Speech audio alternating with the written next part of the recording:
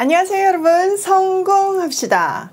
여러분의 행복 지수는 어느 정도인가요? 사람은 누구나 행복해지고 싶잖아요. 그 행복 지수를 올리는 방법이 오늘 본문에 나와 있는데요, 한번 들어가서 보도록 할게요. 1절, 소요가 그침에 바울은 제자들을 불러 권한 후에 작별하고 떠나 마케도냐로 가니라. 자, 에베소에서 소동이 끝나자, 어떤 소동이었죠? 아데미 우상을 만든 사람들이 고소한 그 소요가 끝난 다음에 바울은 제자들하고 작별하고 마케도니아로 떠났어요. 사실 사도행전에는 다 기록되어 있지 않지만요, 바울의 서신서랑 합쳐서 살펴보면 바울이 에베소에 있을 때 이 소동뿐만 아니라 고린도 교회하고도 문제가 있었어요. 고린도 교인들이 신앙에 대한 질문을 보내왔고 거기에 대한 답으로 고린도 전서가 보내졌잖아요. 그때까진 괜찮았어요. 그런데 이제는 그것을 넘어서 바울의 사도권이 논란이 되었어요. 바울이 가짜라는 소문이 난 거죠. 또 고린도 교회 안에 소송 사건이 일어났어요. 문제가 심각하자 바울이요, 성격대로 막 한번 건너가요. 그런데도 해결이 안 된 채 다시 돌아오겠다는 말을 남기고 에베소로 돌아오거든요. 그래서 세 번째 방문을 해야 되는데 방문하는 것보다는 편지를 쓰는 게 낫다는 판단을 해서 많은 눈물로 쓴 소위 눈물의 편지를 디도 편에 보내요. 자, 바울의 심정을 한번 생각해 보세요. 고린도 교회가 무너질지도 모르는 상황과 또 자기를 사도로 인정하지 않는다는 것은 자기가 전한 복음이 무너질 수 있다는 얘기잖아요. 근데 그게 해결이 안 된 채 아데미 소동으로 조금 일찍 에베소를 떠나게 된 거죠. 지금 어떻게 될지 알지 못하는 불확실한 상황 속에서 드로아에 도착했는데 세상에나 복음의 문이 활짝 열린 거예요.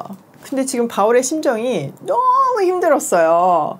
진짜 어떻게 될지 모르잖아요. 지금까지 수고했던 것들이 하루아침에 무너질 수 있고 그게 도미노 현상으로 마케도니아 교회가 다 무너질 수도 있는 위기 상황이었잖아요. 그래서 정말 너무 힘들어서 복음을 전하지 못했어요. 바울도 이럴 때가 있었네요. 그러면서 이동을 하는데 이제 마케도니아로 이동을 하죠. 거기서 오매불만 기다리던 소식을 디도가 가지고 왔어요. 디도를 통해서 자초지종을 듣고 고린도 교인들의 속마음을 들어보니까 이 오해들을 풀어야겠다는 생각을 하고 거기에 대한 편지가 고린도 후서예요. 자, 지금 상황에서는 사도권 문제도 해결이 되고 또 교회 안에 있는 그런 분쟁도 가라앉았으니까 바울이 얼마나 큰 위로를 받았겠어요. 그래서 고린도 후서 딱 열면 위로라는 단어가 온통 반복해서 쓰여져 있어요. 바울이 너무 힘들어서 복음을 전한 적도 있고 또 성도들의 소식에 다 주고 가다가 힘을 얻는 인간적인 모습을 보면 바울이 훨씬 더 친근하게 느껴져요. 왠지 모르게 위로도 되고요. 자, 2절, 그 지방으로 다녀가며 여러 말로 제자들에게 권하고 헬라에 이르니. 자, 마케도니아의 여러 지방을 거쳐가면서 여러 가지 말로 복음을 전하고 말씀으로 격려하고 헬라, 여기 어디예요? 네, 맞아요. 말씀꾸러기 고린도에 도착했어요. 자, 3절, 거기 석 달 동안 있다가 배 타고 수리아로 가고자 할 때 유대인들이 자기를 해하려고 공모함으로 마케도냐를 거쳐 돌아가기로 작정하니. 바울은요, 고린도에 3개월을 머물면서 겨울을 나요. 이 기간 동안에 다음 선교를 위해서 로마에 편지를 보내는데요, 이것이 바로 로마서예요. 자, 바울은 지금 1차, 2차, 3차 선교를 마쳤잖아요. 이제 수리아 안디옥으로 돌아가서 선교 보고를 하면 3차 선교가 마무리되면 이 헬라어권 선교가 마무리되는 거예요. 그러면 그 옆에 있는 이제 라틴어권 선교를 시작하고 싶은 거죠. 그러니까 지금까지 1차, 2차, 3차의 파송교회가 수리아 안디옥이었다면 이제 이 라틴어권 선교를 위해서 로마 교회가 파송교회가 되어주면 좋겠다는 생각을 한 거죠. 그래서 그 부탁을 로마서에 썼어요. 로마서는 3차에 걸친 선교 여행을 통해서 바울이 엄청 많이 깊어지고 그 기간 동안 전했던 복음의 엑기스가 한 편의 교리 논문처럼 완숙되어 정리되어졌어요. 로마서는 바울 신학이라고 볼 수도 있는데요, 이것은 로마 교인들에게 라틴어권 선교 지원을 요청하는 복음 프리젠테이션이 되었어요. 자, 고린도에서 3개월을 지낸 후 배를 타고 시리아로 가려고 했는데 유대 사람들이 그를 죽이려는 음모를 듣게 된 거예요. 그래서 급 여행 경로를 육로로 변경해서 마케도니아를 되돌아가기로 했어요. 자, 4절.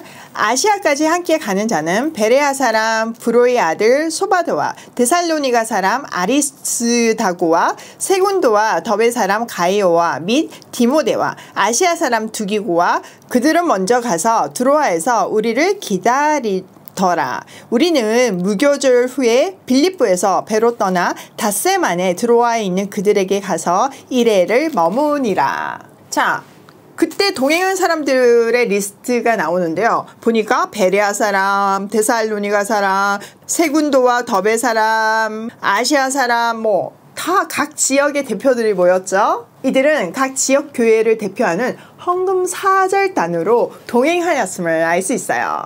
또 7이라는 숫자는 완전 숫자잖아요. 그래서 이 7명은 이방 교회 성도들을 대표하는 상징성을 갖고 있고 거액의 헌금을 안전하게 지키고 헌금을 정직하게 전달하고 있다는 공적인 보증이 되어 주었어요. 이들이 먼저 가서 드로아에서 바울 일행을 기다리고 있었어요. 무교절 뒤에 배를 타고 빌립보를 떠나서 닷새 만에 드로아에 이르고 그들을 만나서 7일을 머물러요. 왜 머물렀을까요?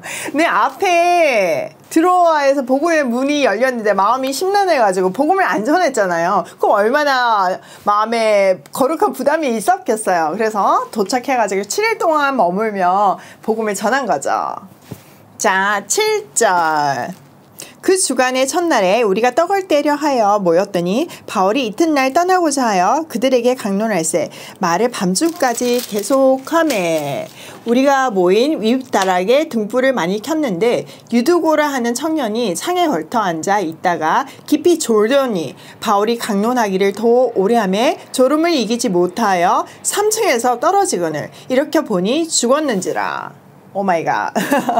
바울이 앞에서 복음을 못 전했던 것이 너무 마음에 걸려가지고 열심히 복음을 전하고 이제 내일이면 떠나야 되니까 막 하고 싶은 얘기가 너무 많은 거예요. 하나라도 더 가르쳐 주고 싶은 마음이 있었던 거죠.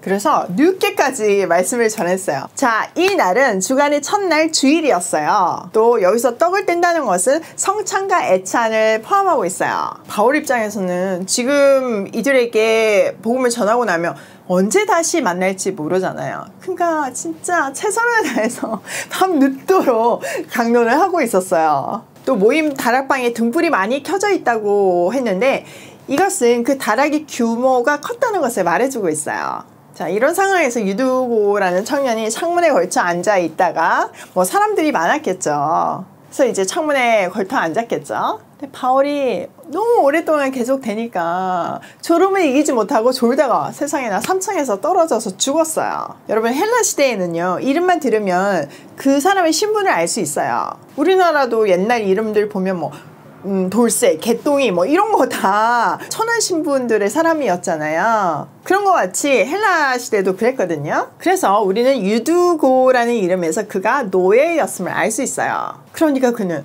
하루 종일 일하다가 말씀이 너무 사모돼서 저녁에 찾아오기는 했는데 얼마나 피곤하겠어요. 그리고 막 불이 많이 이렇게 있고 사람들의 열기가 막 뿜어져 나오니까 졸리기 시작한 거죠. 또 바울의 말이 좀 대대했다고 계속 얘기하고 있잖아요. 그러니까 언변이 유창하지도 않고 재밌게도 안 하니까 막 졸은 거죠. 그래서 졸다가 떨어진 거죠. 사람이 떨어지니까 막 뛰어서 내려가서 살펴보니까 이미 죽어 있었어요. 자, 이 글을 누가 기록했나요? 사도행전은 누가가 기록했죠. 누가의 직업이 뭐예요? 네, 맞아요. 의사예요. 자, 의사가 죽었다고 표현할 때는 이거는 어떤 문학적인 표현이 될 수가 없어요. 그냥 죽었어요, 정말. 그런데 그 죽음이 끝이 아니죠. 바울이 내려가서 그 위에 엎드려 그 몸을 안고 말하되 떠들지 말라. 생명이 그에게 있다 하고 올라가 떡을 떼어 먹고 오랫동안 곧 날이 새기까지 이야기하고 떠나니라. 사람들이 살아난 청년을 데리고 가서 적지 않게 위로를 받았더라. 바울이 내려가서요, 그에게 엎드려 끌어안고 말하기를 소란 피우지 마십시오. 아직 목숨이 붙어 있습니다. 라고 말했어요. 이 말은요, 다시 살릴 수 있다는 말이에요.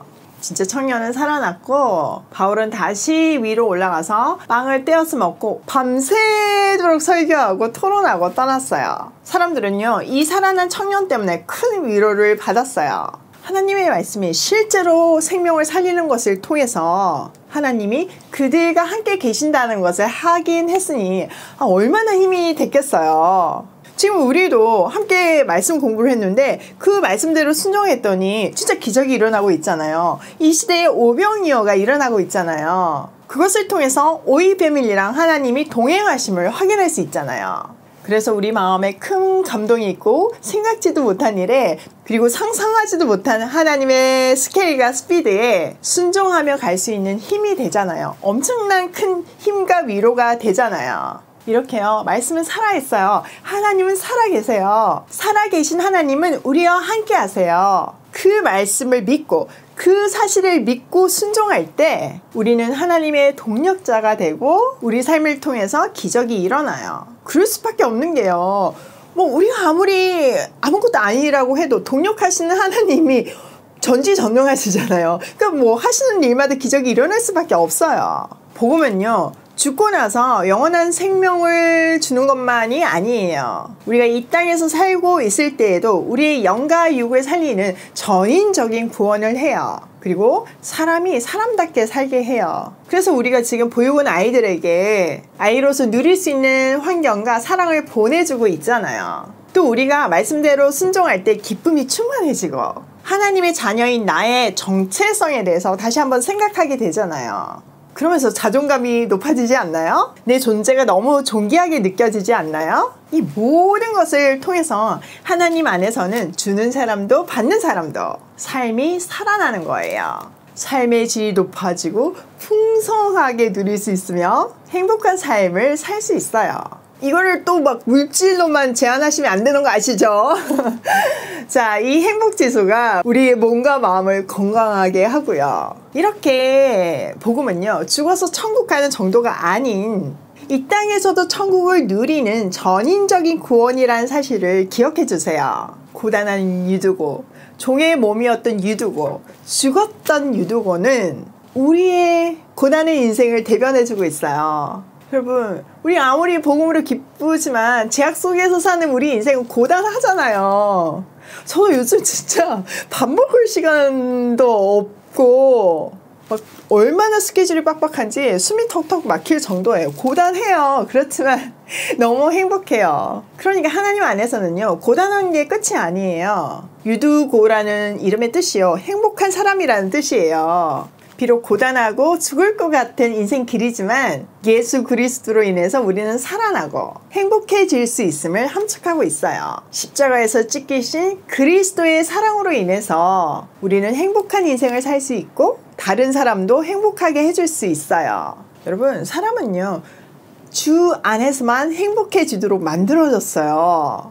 그렇게 만들어졌는데 딴 데서 행복을 찾으니까 행복하지 않은 거예요. 자, 유두고 사건은 1절에 빵을 떼어로 표현되는 성찬으로 시작해서 11절에 빵을 떼어 성찬으로 마무리돼요. 이 떼어라는 단어는요, 으깨어서 부서뜨려서 찢어준다는 의미예요. 즉, 이 땅에 생명의 떡으로 오셔서 자기의 몸을 십자가에서 으깨어 부서뜨려 찢어준 십자가의 고난을 말해요. 즉, 유두고의 죽음과 부활을 통해서 예수 그리스도께서 육신의 몸을 입고 오셔서 자기 몸을 찢어주시고 모든 사망 권세를 덮으심으로 우리를 구원하심을 보여주고 있어요.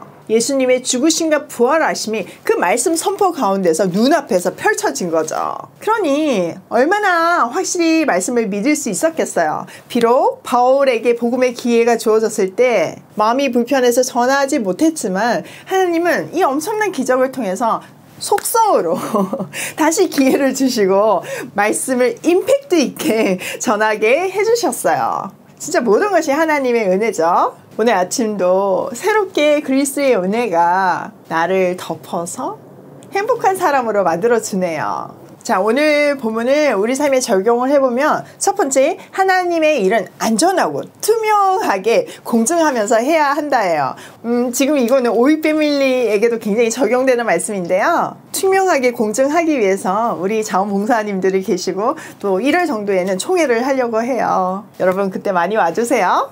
두 번째, 이 땅에서도 전인적인 구원을 누리며 살자. 죽고 나서 영원한 생명을 얻는다 정도가 아닌 이 땅에서도 풍성히 누릴 수 있는 복음을 누리고 살았으면 좋겠어요. 세 번째, 고단하고 죽을 것 같은 인생을 덮는 하나님의 은혜 속에서 행복한 사람이 되자. 여러분, 찐 행복은요, 하나님 안에만 있어요. 그거 꼭 기억하세요. 오늘도 새롭게 그리스도의 은혜를 맛보아 아는 은혜를 누리며 고고싱 해요.